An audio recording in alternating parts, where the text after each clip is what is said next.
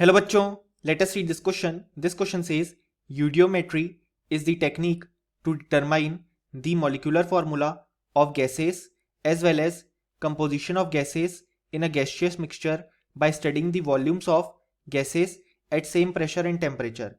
During the analysis, the eudiometer tube filled with mercury is inverted over a trough containing mercury. A known volume of gas or gaseous mixture to be studied is next introduced, which displaces an equivalent amount of mercury. Next, a known mass of oxygen in excess is introduced and the electric spark is passed or explosion is made, whereby the combustible material gets oxidized. The volume of carbon dioxide, water, vapor, or other gaseous products of combustion are then determined by absorbing them in suitable reagent. The percentage by volume of C3H8 in a mixture of C3H8, CH4 and CO is 36.5. The volume of CO2 produced when 100 ml of mixture is burnt in excess of O2. और हमारे option है, option A 273 ml, option B 183 ml, option C 173 ml और option D 193 ml. So हमारे पास एक eudiometry से related paragraph given है. Then हमारे पास क्वेश्चन गिवन है कि हमारे पास एक मिक्सचर प्रेजेंट है C3H8, CH4 और CO का, जिसमें percentage by volume of C3H8 जो है वो है 36.5. अब हमसे कहा गया है अगर हमने 100 ml ऑफ दिस मिक्सचर लिया है और उसको एक्सेस ऑक्सीजन में बर्न किया है तो कितना वॉल्यूम CO2 ऑब्टेन होगा. सो इस क्वेश्चन को सॉल्व करने के लिए हमें जो की कॉन्सेप्ट रिक्वायर्ड है वो है कॉन्सेप्ट ऑफ कंबस्शन रिएक्शन. सो यहाँ पे हम देख सकते हैं कि सबसे पहले जब C3H8 ऑक्सीजन के साथ कंबाइन करेगी तो फॉर्म करेगी 3CO2 एंड यहाँ पे आ जाएगा 4H2O. अब अगर हम यहाँ पे ऑक्सीजन बैलेंस करें तो यहाँ पे आ जाएगा 5. सो हम देख सकते हैं कि अगर हमने 1 मोल C3H8 लिया है तो उससे 3 मोल CO2 ऑब्टेन हम करेंगे. अब अगर हम यहाँ पे CH4 को बर्न करते हैं इन एक्सेस ऑफ ऑक्सीजन तो हमें फॉर्मेशन देखने को मिलेगा CO2 प्लस H2O का. तो यहाँ पे हमारे पास 2 आ जाएगा एंड देन यहाँ पे भी 2 आ जाएगा, तो ये रिएक्शन बैलेंस हो जाएगी. सो ये हो गया सेकेंड पार्ट. थर्ड पार्ट, अगर हम कार्बन मोनोऑक्साइड को एक्सेस ऑक्सीजन में बर्न करेंगे तो हमें CO2 का फॉर्मेशन देखने को मिलेगा.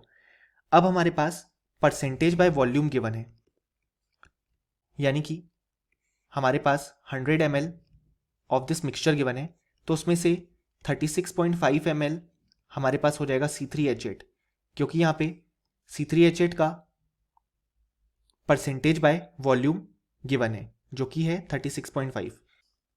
अब यहाँ पे हमारे पास बचा हुआ पार्ट जो होगा वो होगा CH4 और CO.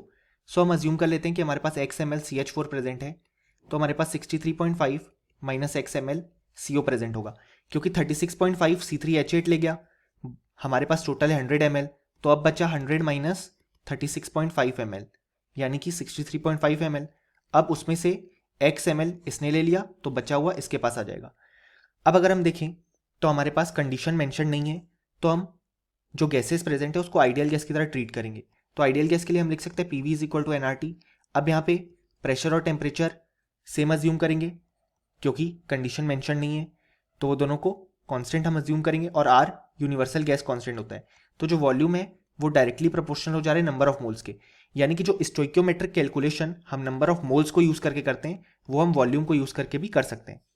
यानी कि हम बोलेंगे कि अगर हमने 1 वॉल्यूम C3H8 लिया है तो उससे 3 वॉल्यूम CO2 मिलेगा, 1 वॉल्यूम CH4 लिया है तो उससे 1 वॉल्यूम CO2 मिलेगा, 1 वॉल्यूम CO लिया है तो उससे 1 वॉल्यूम CO2 मिलेगा. अब हमने यहाँ पे लिया है 36.5 ml C3H8 तो उससे ऑब्टेन होगा 36.5 मल्टीप्लाइड बाय 3 ml CO2. अब अगर हम इसे सॉल्व करें तो हमारे पास आ जाएगा 109.5 ml CO2. देन हमने x ml CH4 लिया है तो उससे हमें x ml CO2 देखने को मिलेगा, जैसा कि हमने रिएक्शन से देखा 1 ml से 1 ml मिलेगा तो x ml से x ml. सिमिलरली हमारे पास 63.5 माइनस x ml CO है तो उससे हमारे पास 63.5 minus x ml CO2 obtain होगा.